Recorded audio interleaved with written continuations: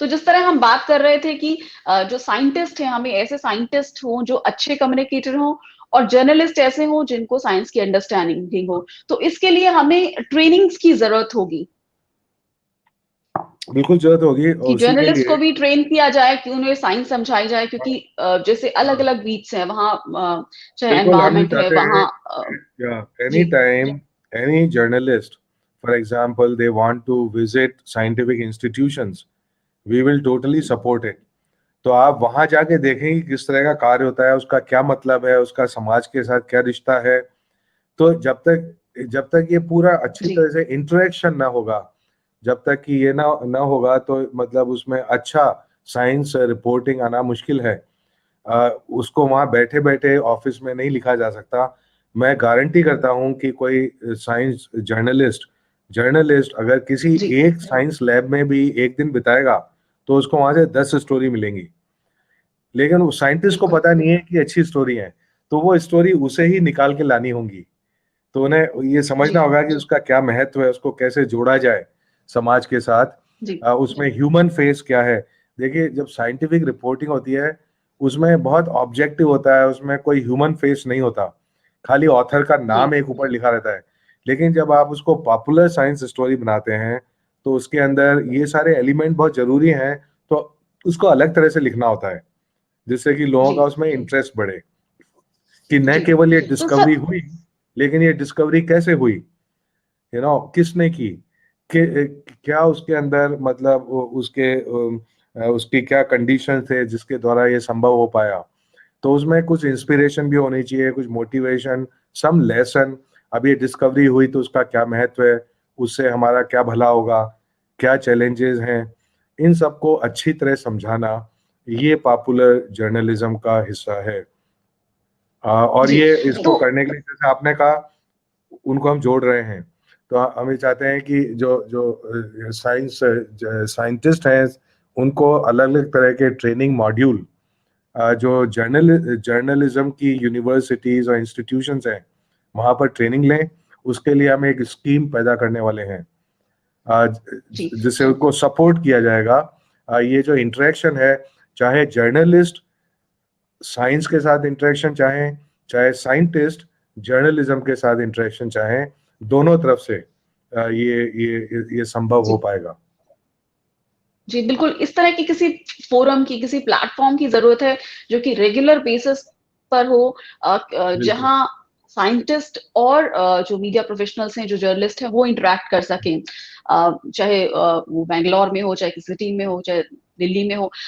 एक तरह से अभी तो पेंडेमिक का टाइम है, लेकिन जब ये बीच जाएगा, जब नॉर्मल परिस्थितियां होंगी, तब जिस तरह हमने देखा है कि डिफेंस में भी ट्रेनिंग होती है, जो जर्नलिस्ट डिफेंस कवर करते हैं, उनको मिनिस्ट्री ऑफ डिफेंस के अंडर में अलग अलग तरह की ट्रेनिंग पर भेजा जाता है। वो जाते हैं वहाँ, ट्रेनिंग लेते हैं कि किस तरह से आर्मी काम करती है, एयरफोर्स काम करती है, नेवी काम करती जी।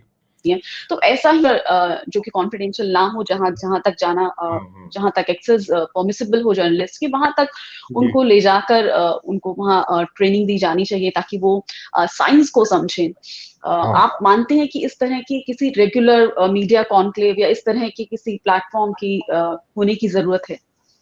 न केवल होने की जरूरत है, बट हम उसी दिशा में अग्रसर हैं। तो बहुत जल्दी जी ही इसको करेंगे, जिससे कि थ्रू प्रॉपर स्कीम, तो उसमें उसमें अपॉर्चुनिटी हो दोनों तरफ से, साइंटिस्ट के लिए भी और जर्नलिस्ट के लिए भी, और उनको साथ कार्य करके उनको ट्रेनिंग और अंडरस्टैंडिंग के लिए। अच्छा, जो ये जी साइंस जो जर्नलिज्म है, जो हम कह रहे हैं कि साइंटिस्ट को पॉपुलर साइंस भी लिखना चाहिए, उसमें न जी केवल समाज का भला है, उसमें साइंटिस्ट का भी भला है। तो अब जी साइंटिस्ट भी अगर ये बिल्कुल। समझेंगे, तो उनका कमिटमेंट बहुत बढ़ जाएगा।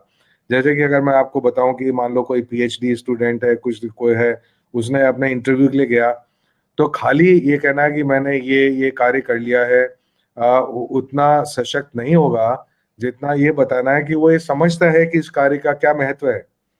तो जी उसके द्वारा उसे भी उसकी समझ भी बढ़ जाती है। तो इसमें जी साइंटिस्ट का बिल्कुल। बहुत फायदा है।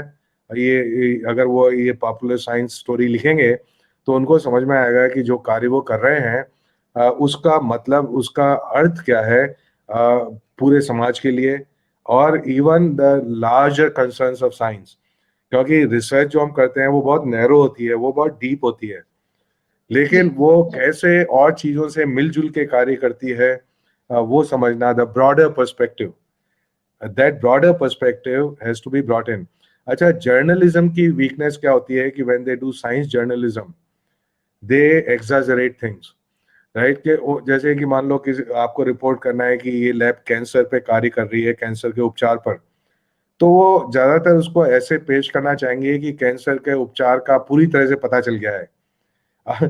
वो कैंसर के उपचार जी के लिए कई दशकों से हर देश के अंदर billions of dollars worth of कार्य हो रहा है, राइट?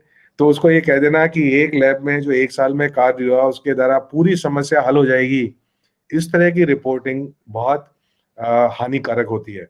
तो जी हमें लोगों को समझाना कि साइंस में कार्य ओवरनाइट नहीं होता, साइंस में जी कार्य सेंसेशनल नहीं होता, जी साइंस के अंदर कोई मर्डर नहीं होता, राइट? और कोई रैली भी नहीं हो रही। तो वो क्या कहते हैं कि उस तरह के एलिमेंट्स को हटाकर भी कैसे इंटरेस्ट पैदा किया जाए, कैसे एजुकेशनल बन जाए, कैसे इंस्पायरिंग हो, कैसे एक्साइटिंग हो, without ji bringing the elements that we ये we तरीके we निकालने know हैं। from ji somewhere else, right? So people ji try to use the same elements in scientific reporting, hmm, but the elements are completely different, you see. So that hmm, is why आपने जो कहा कि इसमें मतलब training की जरूरत है, journalist को ट्रेनिंग की जरूरत है कि साइंस स्टोरीज में क्या एलिमेंट होते हैं, और साइंटिस्ट को ये जानने की जरूरत है कि जर्नलिज्म के अंदर किस तरह के एलिमेंट होते हैं। इन दोनों को साथ साथ समझकर अगर हम स्टोरी लिखेंगे तो बेशक बहुत ही वैल्यूएबल होगी।